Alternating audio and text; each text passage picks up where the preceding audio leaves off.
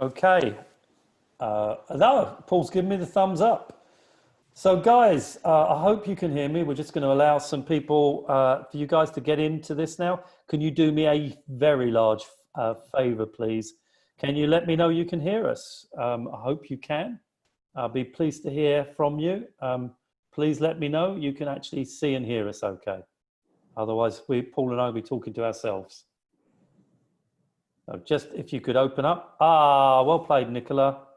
Yeah, you can hear and see us. Excellent news. Thank you for that.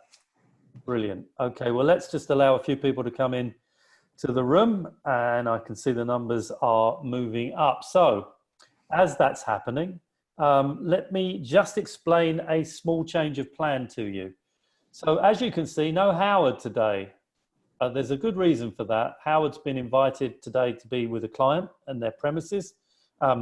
I was also out 3 times last week, 3 different days when I was on the road in clients' offices. And I think it's great news. What it means is that we are, all of us, getting back to some level of inverted commas normality. So that's great. So really delighted. Unfortunately, this happened pretty late and Howard had to duck out. But the great news is that we have the lovely Paul Sharpe with us today. And a lot of you guys will have seen Paul on our webinar in the past. And, you know, I'm really delighted to have Paul with us today because Paul is an absolute expert on business development, particularly recently, because he's literally weeks ago only just left a very large recruitment business. So his knowledge of business development, or BD, is really contemporary. It's very up to date.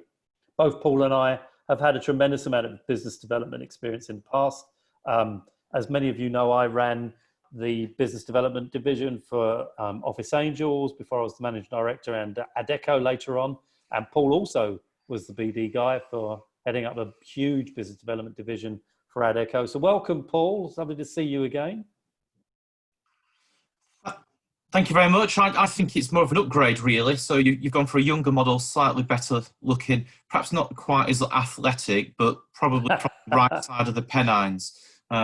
So I know Howard will be probably playing this video back to the broadcast back, should I say, to make sure we've done him proud. And I'd obviously only tell that to, I wouldn't say that to his face, but I'm happy to say that on a recording. Okay, well, look, as everybody is now joining us, we've got a large number of people in today.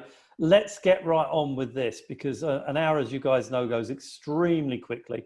We've had a huge amount of questions about this subject, not surprisingly, because as we're saying, people are now getting back into the workspace. We're now moving into a place where we do need to be generating new business, particularly given the current circumstances. So I'm going to do my level best to answer with Paul as many questions as we can during this brief time that we've got. I think one of the questions, and I'm not going to mention names of people that have put the questions in from a confidentiality perspective, but Paul, one of the first questions I've got to ask you is, it's a very broad question. How do we business develop successfully in this extremely difficult climate? So do you want to kick that one off for us, please? It's a great question, and I think the answer is it's no different. So we still, business developing in the same way. I think for me, it's about building. So let's start from scratch. I hate the word business development, Paul. You know this. It really is a pet hate. Business development is, you might as well be a car salesperson, sort of selling cars, and that's not what we do. We sell services, we support organizations, we solve problems. We do a lot more than just selling an absolute product. And I think when I start to think about sales is very short term. It's very, I've got something and I'm hoping that you've got a need. And I think organizations need something completely different. I don't think for a long time people want to be sold to. That's not to say, by the way, that when you put a cold call in or you call somebody up, you might not be in the right place at the right time, and they may therefore have a distressed purchase need. But by and large, I think it's about building relationships and it's about developing relationships. So the conversation I always had with my teams was all about where are you going to build new relationships and how are you going to develop the ones that you've got? Because that for me has got to be a starting point. And I think when you flick it in that way as well, everybody on the call, and I know you've been great at this, Paul, everybody on the call will have relationships that they've built from scratch or they've developed. And it's no different in business. It's exactly the same thing. So for me, I think the question comes back to understanding where you've got relationships, how you're going to develop them more to become much more meaningful, and where you've not got relationships, how can you develop new ones? Well, look, Paul, I mean, I'm going to back you up here. The fact that we have an extremely difficult climate at the moment, we've talked about this, everybody knows listening, we're heading towards Brexit at the end of the year. That's raising its ugly head yet again. Boring, but we're going to end up getting to a point at the end of the year of a no deal or an extended deadline, no doubt, or at the very last second, 1 minute before the Big Ben chimes, New Year's Eve, there'll be a deal done. We all know that's the way it works. So we've got all of that nonsense still to come our way. It's going to have an impact on the economy. We know that was always going to happen. We're still obviously going to be very slowly moving our way out of this current pandemic. We know that there's going to be a spike in unemployment. It's already happening. We all expect that next year, as we come out, particularly in the springtime, and hopefully we start to see vaccines appearing, that we're going to see the economy bounce back very, very quickly. The Bank of England have talked about the end of 2021, the economy only being around 2% lower than it was pre-COVID. So that's the kind of optimistic look. Fact is that because it's so difficult and we're expecting it to be challenging, as far as business development is concerned, the truth is we got to work even harder at it. I think you could argue very strongly that during buoyant economic times, you can pick up business, you can literally trip over it in many instances. Here we now have to be extremely disciplined and we have to put a huge amount of effort into it. And I think that's a lot to do with managing the expectations of the people that work with us. They're going to get, let's face it, a lot of rejection. Now, look, let's be honest. We work in a sales environment and often use the S word, and people recoil when I say sales. But, the fact is that anybody that's somehow managed to get themselves into the recruitment industry that hasn't yet fathomed that we're in the sales industry probably needs a lobotomy. The truth is that this is what we are in, and we're going to have to sell very, very hard. And our guys need to understand that. Then I think that mindset has got to be in place. Let's manage expectations. Let's understand that there's going to be a lot of rejection, not because people are rejecting us as human beings, but because that's the nature of what's occurring. And therefore, we have to be extremely strategic. And this is going to lead us to some other questions, Paul, about how we go about winning new business. You've made a very sound point. Let's work on the existing relationships that we already have with organizations to attempt to start to develop new opportunities. And I think that that's certainly one of the questions that we've been getting, Paul, is around where do we go to get new business opportunities? Where do we begin? I think it's a really good question. I just want to deal with the statement you've made about rejection, because I think that's a really important one. If a consultant is rejected, it's not usually, hasten to add, because somebody takes a dislike to that consultant, especially if they've been trained properly and they're experienced enough and all the rest of it. It's more because it comes back to what I said. You're trying to sell something and the client hasn't got the need. So the question I always start with, how do you know the client has got the need? Because if you've done your research, if you've done your background, when you pick up the phone or you send that email, or both hopefully, you're going to understand that the client has got a need. And I go back to when I worked in-house, the one thing I hated was an agency ringing up and telling me they had, the best candidate with the best skills, they were a golden nugget, unicorn in the field. I've heard it all.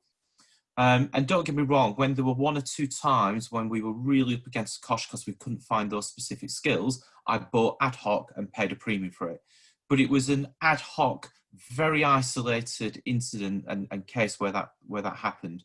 In large, it was the agencies that gave me something. They'd done the research on me, they'd done the research on the organisation, and they started to give me, data and information. And I'm a big believer in that trust is built on three things. I've a little model, little triangle, three corners. And the three corners are empathy, authenticity, and logic. And I think logic is one of the first things that start starts a relationship. If you think about this, if you meet a friend down the pub, or you get to know a female or a male, then if they start to spout a load of crap, you're going to think this guy's or this lady's a bit of a bullshitter, and already you're on a negative footing. But if they start to say things that you think, oh yeah, that really resonates, it's the instigator that then can frequently start a relationship. So if you think about that from a recruitment perspective, if you've done your research on an organization and you find out that they are, specifically, recruiting for certain skills, or they've got a need for somebody to go in and help, do some sifting. If you ring up and give something to the client without expecting them to buy, I think that's a good starting point. And let me be specific. If you know somebody's recruiting for, .NET developers in Milton Keynes, do you ring that individual up and say, I've seen you recruiting for .NET developers in Milton Keynes. I think you've been advertising for a while now because we've been tracking you. I've got some information that may help you recruit those people yourself. Are you okay for me to send it over? And there's loads of data and loads of insights that we've got information to that we can then send people. You see, you're giving something. You're not expecting them to buy straight away. Another example that I've used is, again, if we use the same example, I've spoken to 20 .NET developers in Milton Keynes, and I've got some really good feedback on you as an organization that I think might help you. But we just don't give that information back. And so to answer your question for me, where do you start? I think, one, we've got to understand where we've got client relationships and where we want client relationships. And where we want the client relationship, we've got to think about how we can do that.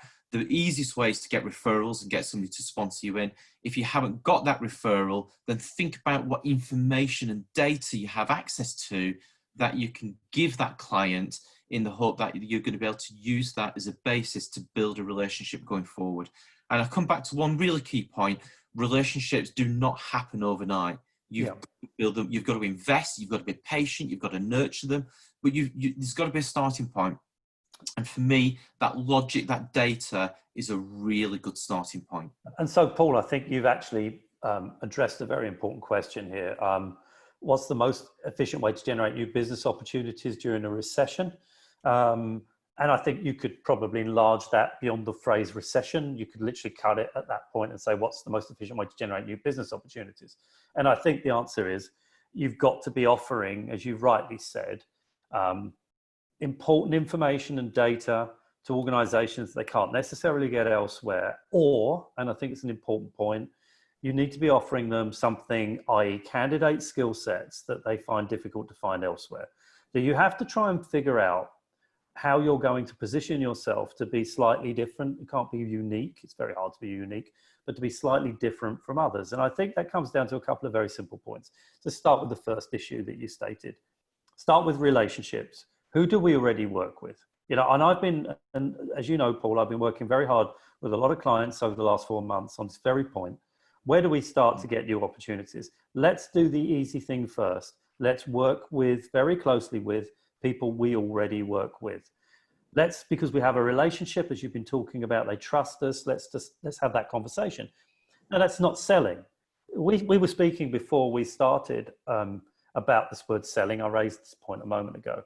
I've never really thought that I sell for a living, not in a BD perspective. Now, you're going to say that sounds crazy. Of course you are. But the reality is my conversations have always been about what is it that we need to understand about your business. So lots of open questions to dig in to find out where the potential needs are. It's very basic stuff. I don't sell, I'm listening, and I'm trying to find the gaps. Now, if that gap happens to be in a space where my client is struggling to find a particular type of individual or category of staff, or they're already working in a certain space that's not mine, but not necessarily getting the quality of service that they would like to get, they won't tell me that, but I can figure that out, then there's an opportunity. It might be that I have a brilliant relationship with them in Burnley. I'll use that phrase. I don't use it very often, Paul. If I've got a great relationship in Burnley and they happen to have another office in Manchester, in Birmingham, in Leeds, in London, I'm going to leverage my relationship to see whether we can do business with them elsewhere in the UK.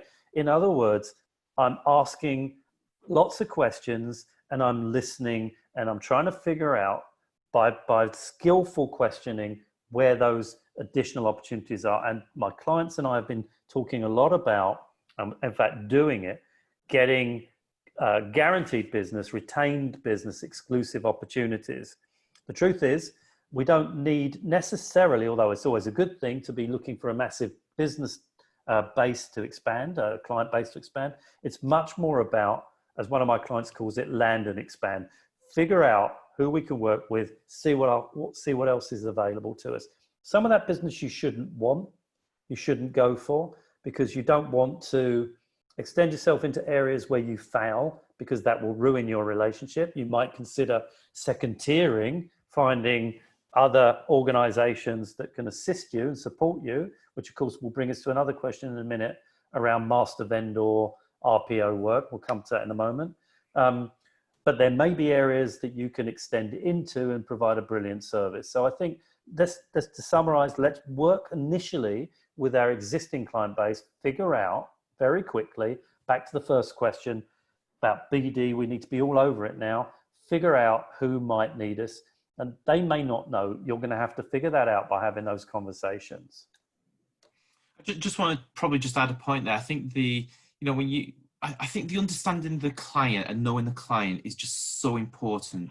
And even though you can, operate in a niche area or have a network of, really sort of, sought after skills, I just know, talk to clients, that every agency says the same thing.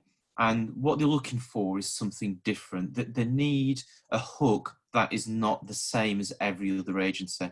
And so for me, it's about intimately knowing your client, understanding what's going on for them in the marketplace. If their product set is coming to an end because technology is moving on, and we all know about, Dyson suddenly switching from making Hoovers to respiratory products. It's about understanding what's going on for that client in their market, how that affects their business strategy and the impact it's had on it, what that means then from a products, a services, a channels perspective, and then it flows down to, in terms of people, the workforce, the skills, and everything else. But if you're having a conversation with people and you understand the other components, then I think it makes for a much better conversation. And I'll just share this little story with you. I have a very good friend who's a global head of talent acquisition for a big asset management company. The amount of calls he gets from agencies is unbelievable. And he always does the same thing, which is you've got 20 seconds to convince me you know me and the organization. And the amount of people, the amount of consultants that ring him up trying to spec something in, and they can't even say what the difference is between asset management and investment banking, or front office and back office. He said they just don't get past it. And it'll be 1 in 100 that is actually done the research on them as an organization and can actually articulate the industry that they're in and the skills and everything else. It's just shocking. So that research bit, yes, really, really key for me. So Paul, I mean, there's a question here, convincing recruiters that now, in capital letters, is the time for BD. This is from a business owner. I'll kick this one off. Convincing that now. Look, I mean, quite honestly, we are in extraordinary times. And, let's not kid ourselves. Even the biggest recruitment businesses in the world are tightening their belts and are recognizing that this is the single largest humanitarian crisis globally since the Second World War. Okay, I'm not exaggerating, that's a fact. A lot of recruitment businesses have had a very, very hard time over the last 3-4 months. Thank God, not too many have gone under, but we're entering a new phase. We've already entered it and we're doing business again. Hence the reason why Howard, bless him, is with a client all day today. And I was out, as I mentioned, with my clients last week. It's good news, but let's be very clear. Nobody can be complacent. Nobody. Doesn't matter how big a recruitment business or how small, You know, we are at the cusp of a new era, and it's not normal. It's not going to be normal. It may never be normal in that old sense ever again. And the one thing I do know here is that we have to apply an enormous amount of urgency into the situation. You know, if you have a crisis on your hands, you don't have a huge amount of time to procrastinate. You don't have a huge amount of time to be spending endless conversations trying to convince people that we have to be on the phone, that we have to be getting in front of clients, whether it's a video platform or face-to-face. You know, I think a level of patience and understanding, as we've discussed on innumerable occasions, with our people is very needed. We have to rebuild confidence. We have to support our people. Absolutely. But that doesn't change the fact that the clock is ticking. We have to get revenue into the business, and we have to do it now. So I would be of the opinion, I'd be entirely supportive with my people. I'd want to be coaching, training. I'd want to be addressing the whole healthy mindset issue. But, and there's a big but, we need to get on the phones. We need to get our marketing geared up. We need to be speaking to candidates all day long. We need to be brave, speak to clients. Back to your point, Paul, what are the reasons for phoning clients? Let's have our script. Let's have our elevator pitch, which is what you made reference to just now by any other definition. What are we going to say in the first 10 to 20 seconds to get people interested in us? And we've got to hit a lot of calls because, as I said earlier, rejection is going to be high. So I think that what I really am saying to the person that has addressed this question is this: be patient, be supportive, be encouraging, be inspiring, but do it now. You know, this isn't an easing in process. Every day that we procrastinate, every day that we avoid picking up the phone or we avoid speaking to clients is a day lost. And I'll add this point. If you've got competitors who are being quicker, braver, more courageous, more bold, they are going to get the business opportunities that you have every right to expect yourself. And where you have great relationships, as Paul's been discussing, with existing clients, they ain't forever.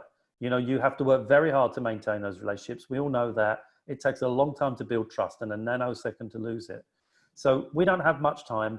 We don't have to have a lot of patience. We need to be supportive for sure. But the answer is this, and in the nicest possible way, and use your own style, but you need to tell your people they need to be working hard, very hard, immediately.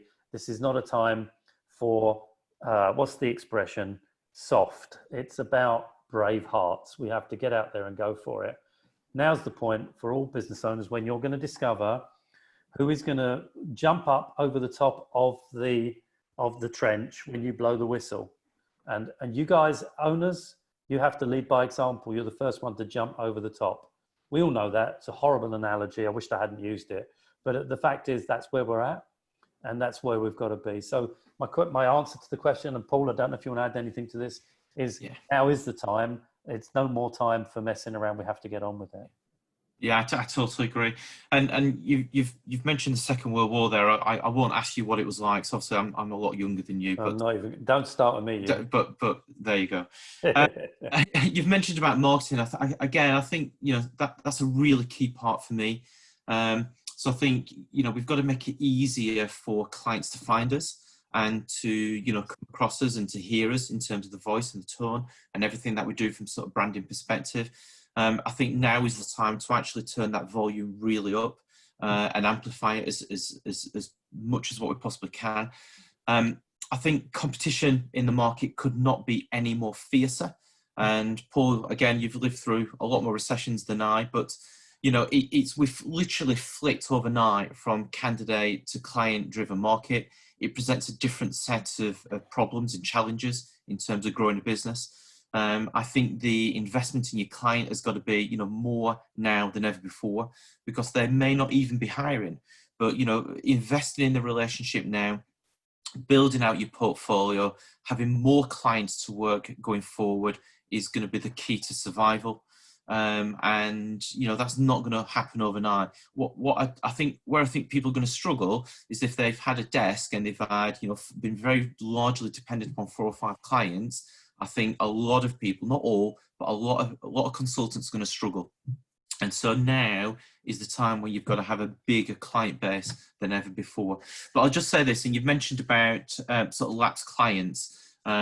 and client retention. I always say this, look at what business you've done with what clients over the last 2 years, but don't stop there.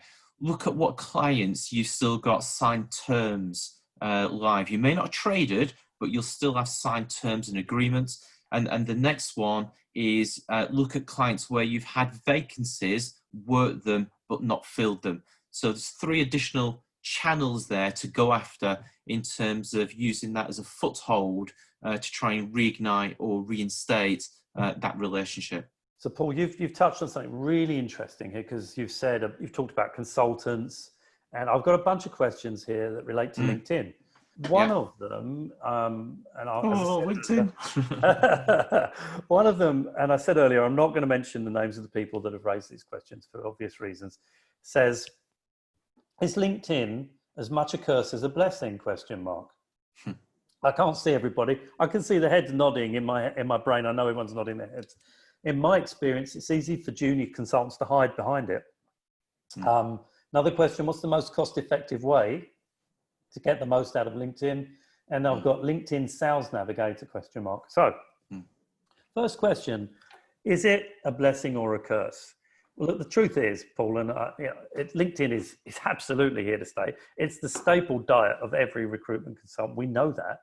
But I buy into this question, because I do think that, and I'm always frustrated by this, that consultants will hide behind LinkedIn, will hide behind their keyboards, will hide behind emailing, will hide behind, linking in with people, sending introductions and so forth.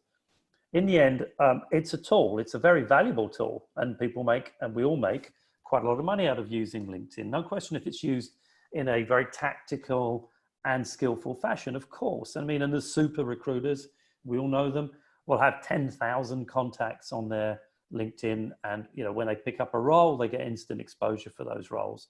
Of course, there's a place for LinkedIn, but there is no substitute for getting in front of people and building relationships and trust. And this person that's raised the question says it, I suspect, from frustration and a bit of tongue in cheek. But, it's a tool. It doesn't replace us. We as human beings should be using all of our emotional intelligence. And it brings us back, as I've been saying many times, this opportunity we now have to go back to the good old days when winning clients, winning business was a lot to do, almost exclusively to do. And you've used the word several times, Paul, with trust. It's building relationships.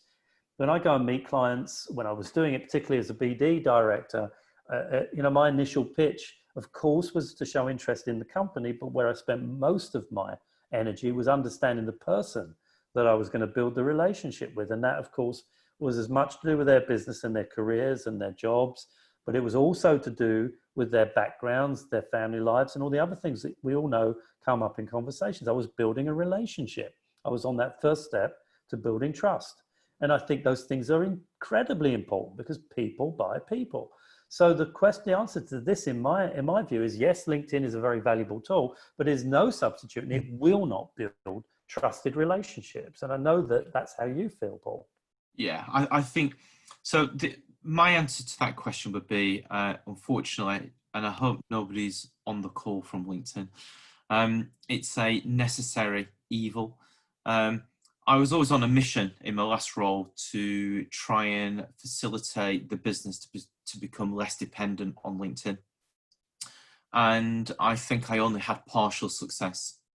So it was still by far the main channel for permanent placements, but it wasn't the main channel for contract and temporary placements. I think it's great for building out your network. I think given the candidate market has shifted and changed, then I'm not too sure whether it's going to be quite as a sort of key contributor going forward. But where I have used LinkedIn, and I have to confess I've used it a lot, is for the data. And I go back to this this point about making sure you've done your research on your clients. And another really simple but effective tool that I've used LinkedIn for is to find out where organizations attract talent from and lose talent to.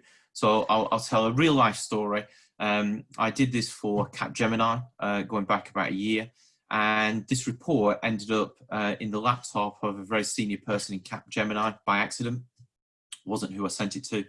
And it came back via another channel to somebody else, and it ended up back into the organisation where I worked via a different channel. And somebody was asking the question, who has done this report, and how come they've got this data on us as an organisation, them being Capgemini?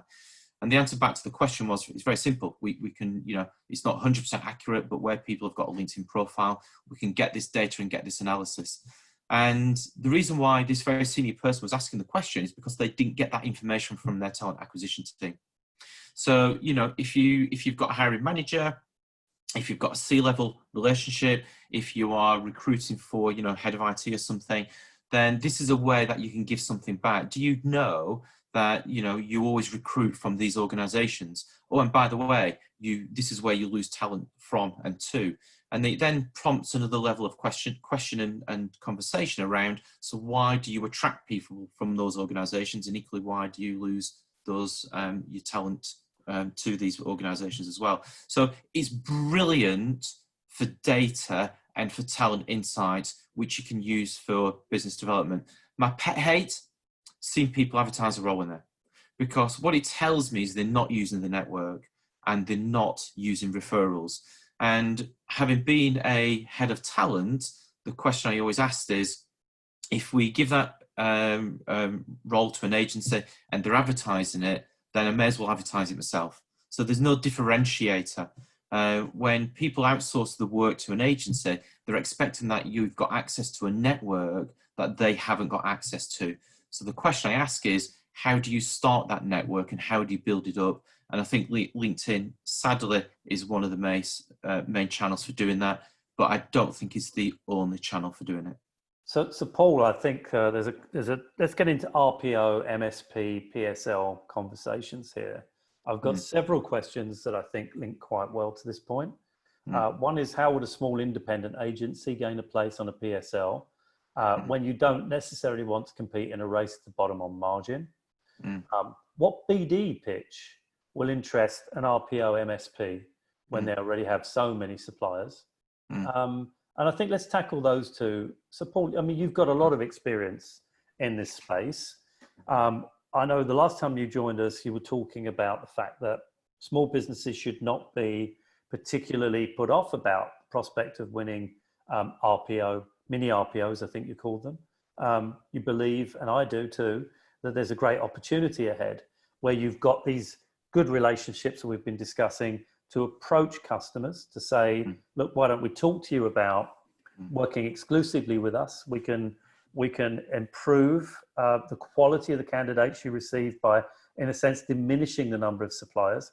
But at the same time, you can still have the opportunity to work with alternative suppliers other than us, because we're going to put together a master vendor or an RPO proposition for you, and so on. And Paul, perhaps you could pick this up, because I think it's really one of your sort of pet subjects at the moment. Yeah, absolutely. And I came up with this really, it's a bit cheesy, but I love this phrase, and it came to me in a blinding moment last Friday. In terms of building MSP and RPO solutions, you know how passionate I am about small agencies doing this, because I think it's absolutely the way forward. And we'll come on to that as a sort of separate question in a bit. And my new phrase is this: you don't have to be Goliath to sell these solutions, but you do have to be David.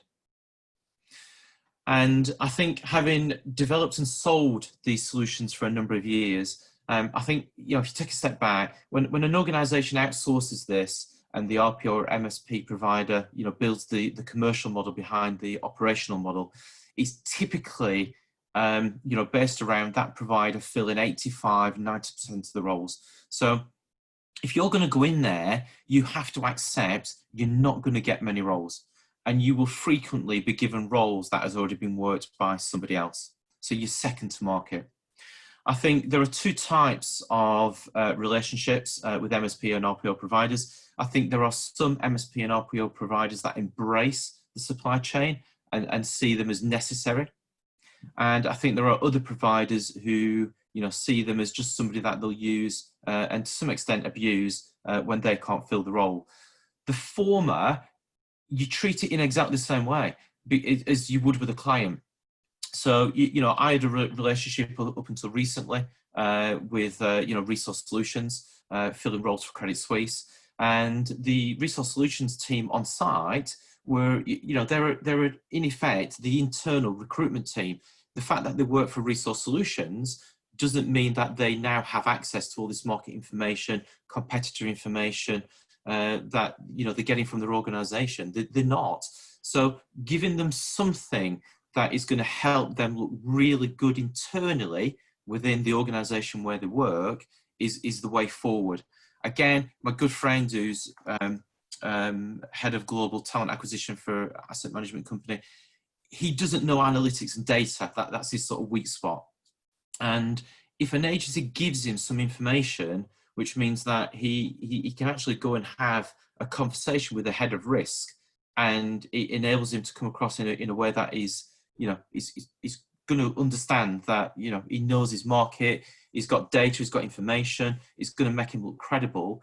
He becomes very dependent upon that source. It's exactly the same for MSP and RPO providers. It's finding something that they can latch onto that they've got a need for.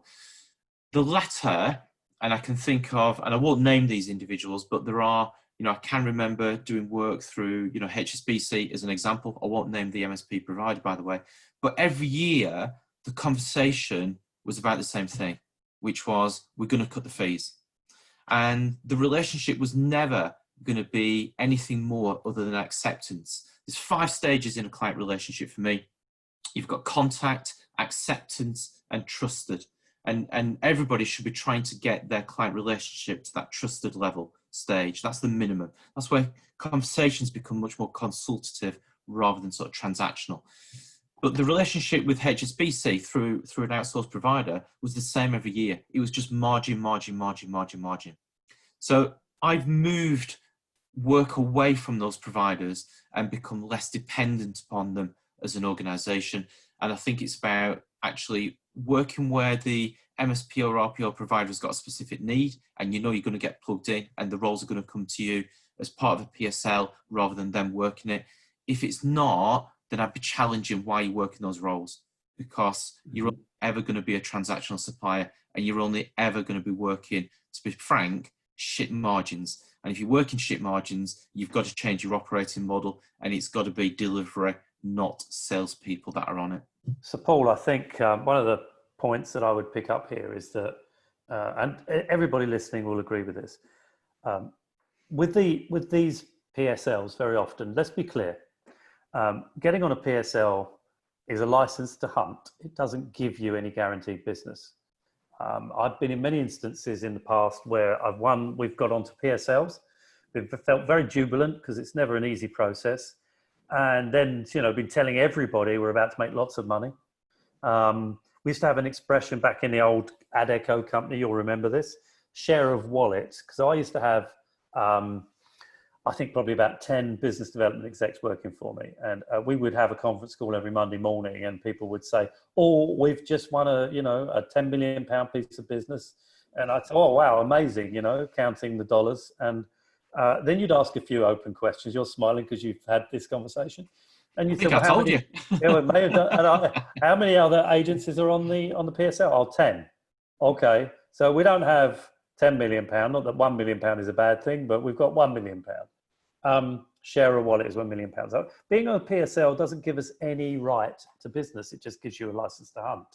And there's a question here around, is it a race to the bottom on margin? Now, you've just mentioned that, Paul, and I think that you have to be valued by your clients, customers, whether that's an organization that uses you twice a year for a couple of temps, or give you 3 vacancies a year, or whether it's a large corporation that give you a large volume of opportunities. The thing that I think is very important is you need to feel that you're valued. And I think that the clues are often there, because it's often the case that the organizations that treat their staff badly will treat their suppliers badly too. And it's often the case that the companies that treat their staff very well and are respectful to them will treat their suppliers with equal respect. If you find yourself in a relationship where there is limited respect towards you as a supplier, of course, they're going to talk to you year in, year out about your margin. Now, there's another reason why that happens, and that is that they don't see the differential between you as a supplier and the other suppliers. So I was saying to you, Paul, prior to coming on the broadcast, that back in my day at Office Angels, our positioning was that we would always be more expensive than everybody else. We were quite blatant about that. I would tell clients to it in the nicest possible terms to their faces that we would always be the most expensive. If they wanted cheap, we weren't for them. The reason we got away with that, if that's the expression, the reason we won that business was because we provided a better service than the majority of our competitors. So we were worth the extra money, and people recognized that. Once I got into an organization, very often, because I had a great relationship with the people we worked with, they would share with me, they probably shouldn't have done, our pricing versus the pricing of our competitors. And often we were the most expensive, and often we became the dominant supplier. So I think when you get into these conversations around price, it is down to the fact that they do not see you as any different from anybody else. If you're the same as everybody else, why would they pay more money? So the job is to develop that differential, as Paul says, to build that trust, build that relationship, look for the opportunities to provide a better service. How can you add value? I've worked my entire life in recruitment with one very important maxim, and it's very simple. I don't just want to please my clients. I want to thrill my clients. It's not good enough to put candidates into companies and place them. It's not good enough to supply temporaries or contractors. That isn't what it's about. I want to do that because that's how I generate revenue, but I want to provide additional services and support. I want to provide extra care and attention because I want to thrill my clients. All great businesses inside and outside of recruitment thrill clients. That's our job. If we can do that, you have no worries about developing a great business for your organization. So let's get back to the point about PSLs. Is it a race to the bottom? It can be, and sometimes, to be honest, you're better to walk away from those opportunities.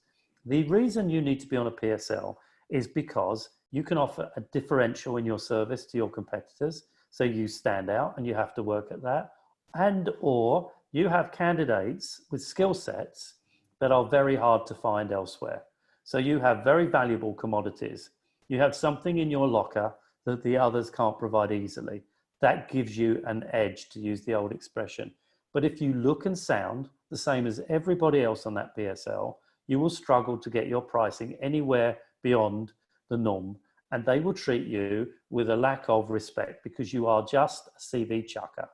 You've got to get yourself to a position where you build those relationships, back to meeting clients, back to using video platforms, back to good old-fashioned getting into our customers' offices, and God forbid, even taking them out for the odd pizza or a beer somewhere. You know, we all look forward to those days again. These things are very important. Remember, it's people buying people. So I'm going to move to another question, Paul. There's a conversation here. I've got a group of questions together here about when's the right time to diversify, to look for different methods of building business. I'd perhaps like you to lead on this because I think there are plus points and I think there's some real dangers around diversifying. So I'll let you lead off of that. So I think now is a great time to diversify, and I say that because I know that a lot of organisations are looking for something different going forward. Not all, but lots. So for me, it comes back to what we've been talking about, which is do your research on the client, make sure you understand them as an organisation, make sure you understand how COVID has affected their business strategy, if it has at all. Make sure that you're getting in front of your key stakeholders, and if you don't know who they are, make sure you've got a plan to get there. If you're doing those three things and you are coming across as authentic and somebody who's very knowledgeable and consultative and you can help solve problems, you're probably going to get airtime. If you're presenting market data, market information, insights, competitor information, thought leadership, you're going to get airtime. The minute you get airtime, you're going to engage in conversation. And that airtime ideally is face-to-face, but it may not be. It may be virtual as well.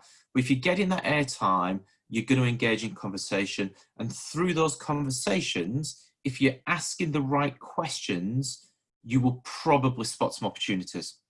And I don't mean you've got something to sell and you want them to buy it. You're asking questions to help them understand what they need to think about in terms of making their organization better going forward. And by entering into that collaborative conversation, you will spot opportunities, providing you're thinking of things other than just putting a CV on the desk. And I always use this example, don't I, Paul? I have done over the last few weeks. You know, a few weeks back, there was a hotel in Manchester advertised for a role. They had 1,000 applications in 48 hours. They had to turn the advert off. How many agencies rang them up the next day? Agencies that are on the PSL rang them up the next day and said, can I screen those CVs for you? Can we parachute somebody on site? You can have them for a day, free of charge, and they'll help you make sure all those candidates had a really good experience and responded to protect your brand. I dare say not many, if any, people have actually done that. Again, I know a senior HR business partner in a company down in London. She had a very similar thing. She was advertising for a HR manager role. It was on LinkedIn. There was a bit of an error on the link. And I rang her up and said, Georgia, the link isn't working. She said, Paul, I had to turn it off. She said, literally in 4 hours, 150 applications. I was like, oh, right, brilliant. Has anybody offered to help you? And she said, no, not at all, not one agency. So you've got to be thinking different. And this is where the additional services bit plays out for me. It may be in doing some project work. It may be preparing an organisation for something around IR35. It may be building out a statement of work offering, anticipating that organisation's needs is going to change over the next 8 months. On the basis that internal recruitment teams have shrunk, it may be bringing somebody back from furlough and parachuting them on site and just charging a day rate with just a little bit of margin in there to cover your costs. It's about trying to increase the level of stickiness that you've got with your client, and on the belief that if you do that, you're adding value, you're going to move away from being transactional, you're going to move away far more into being into that consultative space, and the relationship will last longer. Your margins and fees will be defended, and ultimately you're going to grow business. But you've got to think beyond filling a temp role or filling a perm role. You've got to think about solving a problem. Clients always don't know what they need. And they don't always know what they need because we typically haven't asked the right question to help them work it out. So Paul, I'm going to pick up on another anecdote that I think just leads on to that point. You make a brilliant point. So I helped a company, one of my clients, win quite a large account, a rather big IT business. And the first tranche of business they were given was to recruit a number of contact center operators. Yep. And I said to my clients, who's going to be doing the interviewing? And they said, well, they've got a group of about 4 managers they're going to panel interview. Go back to the HRD and ask whether these people have been trained to interview. Do they know how to interview? I knew the answer. The answer came back, no, they've never been trained. I said, okay. I spoke to the HRD and I said, how would you feel about me coming up and spending a couple of hours with your guys, professionally training them to interview so that our candidates get a great experience and you guys choose the right people for your business? She said, that would be wonderful. How much would you charge? I said, nothing. We'll do it for free. We went up, I did the training for 2 hours. It went very well. I remember I had the raging flu, but I did the training course. And when we did the mop-up afterwards, she asked us, what else do you do? And it came out that my business is all about, management consultant, mentoring, business strategy advisor. I got 2 years off the back of that, mentoring the CEO of the organization.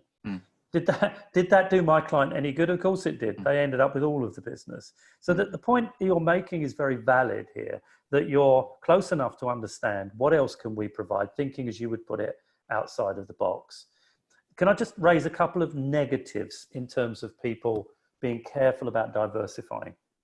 If you're going to start looking into new markets, if you're going to start trying to provide different skill sets in terms of candidates, let's be very clear. You need to be doing something that nobody else can do.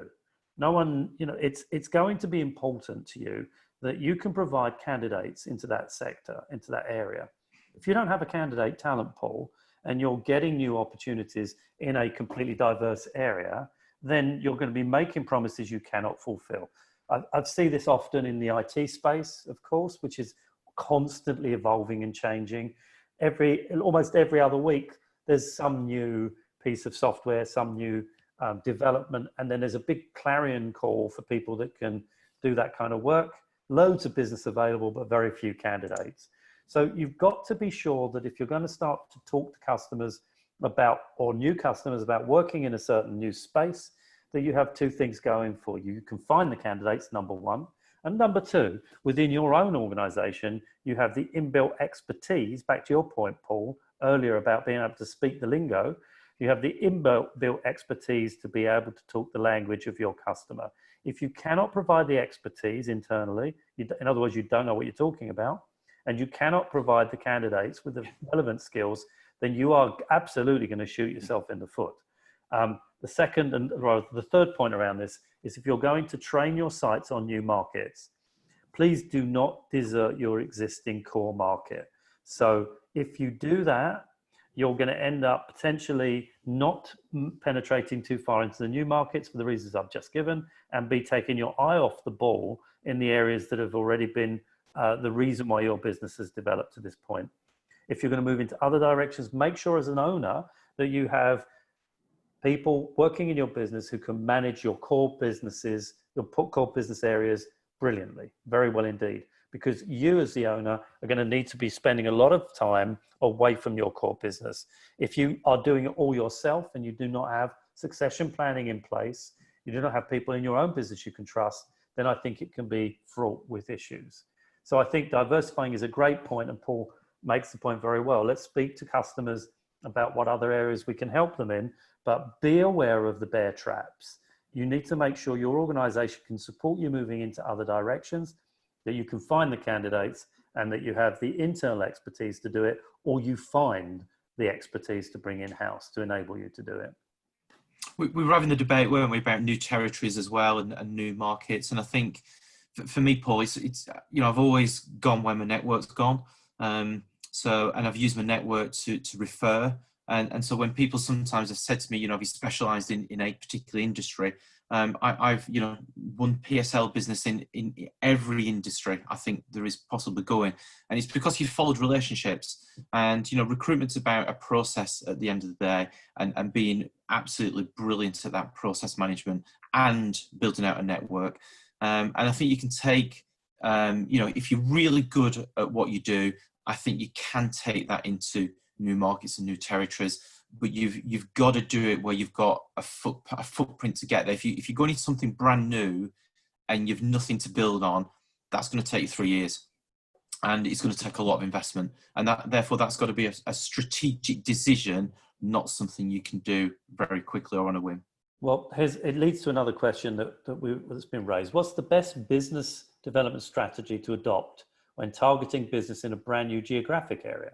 So I think, I mean, I know a lot about this, as you know, Paul. I mean, I opened, 65 offices geographically. We had 120 offices. I doubled the network when I was the MD of Office Angels. And a lot of our development in terms of geographic stretch was to do with our own client base. Our clients, in many instances, asked us to support them in areas around the country that we weren't present in. Now, when I say they asked us, that's kind of stretching the point.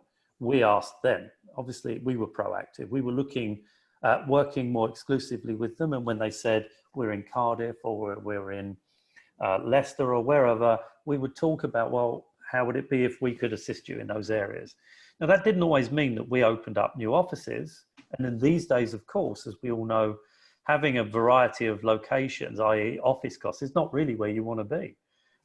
We can all work from one hub anywhere in the world. We've proven that. We're sitting in our homes today, for example. So I think that you don't necessarily, although there may be occasions when you want to, have offices as I used to have back in those days. The technology's moved on. But you can be on site, and you mentioned this earlier, Paul. So you can have on-site offices, on-site presence with clients elsewhere around the country. So I think that when you're looking at developing your strategy across the country, It should be client-led by and large. And that, again, really comes back full circle to your level of relationship with your client. If you've got, when I was first elected to be, or I think it was press gained to be the BD development director at Office Angels, I felt overwhelmed by the opportunities that I had because I had the whole of the UK to work in. What I did was I looked for what I called the warm targets. So I spoke to, and my people spoke to, existing clients to understand if we were working with them in 4 locations, as an example, and I had 10, how could we work with them across all their locations? I did exactly what we've been talking about. I leaned on the existing relationships and I explored opportunities to work with them elsewhere. And that's one of the reasons, it was one of the drivers for us developing our network, because we then started to do business in new locations and realized there were other opportunities in those locations, which led to us opening offices. And we already had a foothold in those geographic locations. The downside for businesses, and be aware of this, and I learned this when I was franchising back in the day at Alfred Marks back in the 70s and 80s. You open an office in Aberdeen and you've got your nearest office is Canterbury. There's a problem in Aberdeen. You've got to jump on a plane if you could, and if you can, and go and spend 3 days sorting out the problem in Aberdeen. You now cannot spend time with the other offices you have elsewhere. And that became a big issue for us. When you're opening new offices, consider your resources. You know, can you get to those locations quickly? If it's Land's End to John O'Groats, not a good strategy. So consider where you want to be opening and how you can support those openings. Consider too, career opportunities for your people. It's great if you decide to open, you're in Cambridge and you want to open in Peterborough, brilliant. There's an opportunity for one of your people in Cambridge to go and be the manager of that Peterborough office because they can drive there in an hour. If you open your next office in Aberdeen, not so easy. So think in terms of geographic spread and the logistics behind it, but follow your clients. That's my best advice. I don't know if you share that view, Paul. Yeah, I do. I'll just sort of share a bit of learning. You know, 2 things that I've done. Well, I've made the same mistake twice. And that was when I was opening up a health and social care business in Yorkshire. And it was at the same time I was opening up a catering business in Yorkshire as well, different part of Yorkshire. And I made one mistake. So I was going where there were, you know, footprints, there were referrals to be had, there was a little bit of business, but I made a really big mistake.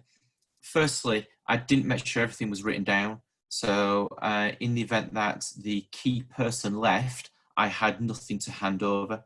And the second thing aligned to that problem is I didn't have a succession plan. So the minute those 2 individuals, 2 separate individuals who were running those businesses, setting up and running them, left, which they did, I was left with nothing. And so it took it right back to zero. And I had a similar conversation with a lady about a week ago. She opened up a business doing IT, selling IT into Germany, and it was doing exceptionally well up until a year ago when the individual left. So having a succession plan in place and making sure everything is written down so you've got something documented and you've got somebody who can step into those individual shoes when you're expanding and growing out and you haven't got scale in those early days, I think that is definitely something I wish I'd have done differently. Okay, so Paul, we've got probably a couple of minutes left before, and we always say this every week, the hour flies, and it really has. We've got about 2 minutes left. I've got one last question, and then I'm afraid we're going to reach the closing point. The question is, what service do you think would be most appealing to the transport and logistics industry, and why? And I think we talked about this before. This is from one of my clients, actually, and this particular client provides HGV, LGV drivers, and we've talked a lot about if you've got the drivers taking the trucks away, why not be in a place where you can provide the people loading the trucks? And I think when you're looking at diversification, consider how the links of the chain join up. So, you know, it makes sense to utilize your existing knowledge, experience, and your relationships to identify other opportunities that will lead you into those spaces. And certainly in terms of transport and logistics, I mean, Paul, you and I were talking to a certain well-known CEO of a very big trade association this morning, something called the REC, and he was saying the good news is hearing that the blue collar sector is really beginning to pick up. And he sees that as a very good indicator that and he's feeling very optimistic that that's the lead time now. We're into August, nearly September, into Christmas, and it's a real strong indication of consumer confidence. And he was saying he's getting very good news back from the industry that the blue collar sector is picking up. Now, I'm passing that on to everybody listening, because I think that's great news for everybody to hear. And I think otherwise, you know, we need to, and that's to the point that this question comes about, what can you do in that blue collar sector that complements where you're at? I've got a question here. Make sure you have tight credit terms, minimum 30 days, otherwise cash flow won't be king anymore. Totally true. I had a good conversation with a client this morning on this very point about cash flow. Make sure as part of these agreements that you set up, your RPO, your PSL agreements, be clear on the payment terms, especially, guys, where you're providing temporary and interim staff. So we're in our last few seconds, Paul. Yeah. Regrettably, you and I, as everyone's been listening, they know we can talk for England, if not for the world. I really hope everybody, you've enjoyed our 1 hour session. Can I just jump in just before you wrap up, just very, very quickly? Yeah, just of course. Logistics question. I'll flick it the other way around. For commercial reasons, I can't give the name of the company, but you know, I know of a very well-known brand that has an outsource arrangement within their head office. So this is for more IT commercial staff, and that service provider is looking at expanding their offering into the logistics and warehouse, even though they're not an expert in providing those skills, but it's using the technology and the platform to grow your market share into other areas where you've got a really strong relationship with a client. So for that particular organization, that agency that's asked that question, I would say if they don't do something, there is a chance that somebody else probably will. And then they'll kick in the heels forever. So if they want to speak to me offline, if you want to connect me with them, I'm more than happy to do that. I had a very similar conversation with an engineering company about 3 or 4 weeks ago. So, but if they don't do it, they'll regret it. Okay. Sorry. That's all right. Thank you. I want to say a big thank you to you, Paul, for joining us today. Much appreciated. I hope everybody's enjoyed today. As ever, as Paul's just said, if you want to talk to us offline, email us, contact us. We'd love to speak to you. I think, Paul, if you could flick up our last slide, it's got our details on it, just to remind everybody how they can contact us. And we look forward to seeing you next week. No doubt the big guy will be back. So looking forward to Howard re-emerging. And again, thank you everybody for joining us. Have a great week ahead and take care. Keep safe. Thank you. Bye now. Cheers, everybody. Thanks.